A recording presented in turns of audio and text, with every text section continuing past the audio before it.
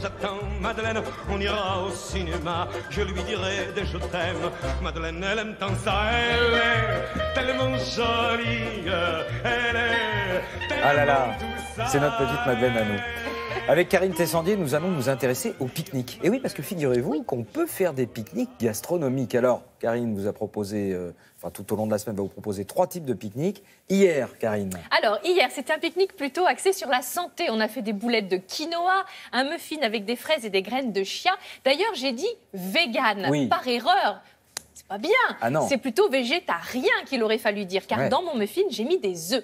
Et les véganes ne consomment rien, n'utilisent rien qui vienne des animaux. Donc c'était plutôt un pique-nique pour prendre soin de soi, de sa santé. Aujourd'hui, c'est un pique-nique plutôt chic, on va dire, puisqu'on va faire un très beau gâteau de crabe. Avouez que c'est quand même pas banal pour un pique-nique, ça Très nous chic. change des petits gâteaux apéro. Et on va faire aussi une salade très colorée de pastèque avec de la feta. C'est une association plutôt surprenante, mais qui gagne à être connue. On va faire une salade un peu différente et plutôt jolie. On y va ? C'est parti. Je vous propose ces 2 recettes pour un pique-nique chic aujourd'hui. Un jour, le soleil viendra, vous verrez. Donc, on va faire un petit gâteau de crabe avec des miettes de crabe, de la farine, de l'emmental, des œufs, du beurre, du lait, de la levure, du sel et du poivre.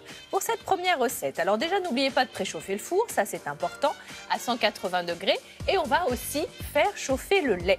Nous allons ajouter dans ce lait le beurre, 50 g de beurre, et on va laisser fondre tranquillement le beurre dans le lait. Dans un saladier, nous allons fouetter les œufs. 3 œufs pour cette recette, 3 œufs entiers. On y va mollo, toujours quand on travaille les œufs, voilà. Vous avez vu, hier j'ai pris une fourchette, Oui. Aujourd'hui je prends un fouet, mais on ne les massacre pas, on Faut y pas va casser tranquille. la structure. Voilà, on met un peu de farine, on met un petit peu de levure, on met un petit peu de sel, un petit peu de poivre, ça c'est évidemment très important, l'assaisonnement. Vous mélangez bien. Et ça, on est en train de constituer ce qu'on appelle l'appareil. Voilà, et nous allons ajouter le lait avec le beurre fondu. On mélange bien, vous voyez, il n'y a vraiment rien de compliqué. Et c'est ensuite qu'on va mettre ce qui va faire la spécificité de votre gâteau, le goût. Donc là, on va mettre de l'emmental et du crabe. Mais après, vous mettez ce que vous avez envie. Oui. Voilà, donc, chacun fait en fonction de ses placards. Et Donc, le mes crabe, on va le chercher chez le poissonnier, attention. Oui, bien sûr. Vrai Nos crabe. petites miettes, voilà, on le met, on mélange bien. Et ensuite, on va mettre le tout dans des petits moules individuels parce que c'est bien là l'idée, c'est d'avoir la possibilité d'emporter notre petit gâteau facilement pour le pique-nique. Une trentaine de minutes à 180. Après, vous vérifiez toujours en fonction de votre moule, de votre four et patati et patata. La salade feta et pastèque. On a besoin de pastèque, de feta, de pignons de pain et un petit peu de roquette. Ça va très très vite. C'est juste histoire de vous donner cette idée-là parce qu'on n'a pas forcément idée de mélanger la pastèque avec la feta. Donc vous allez vous faire vous imaginez que c'est votre petit récipient de pique-nique. Donc au fond, on va mettre un lit de roquette. On va mettre quelques petits dés de feta. On va les ajouter dans notre récipient et puis on va ajouter la pastèque. Alors évidemment, c'est très rafraîchissant. Si le soleil se décide à vraiment revenir, je vous assure que bien frais, c'est une salade très très agréable.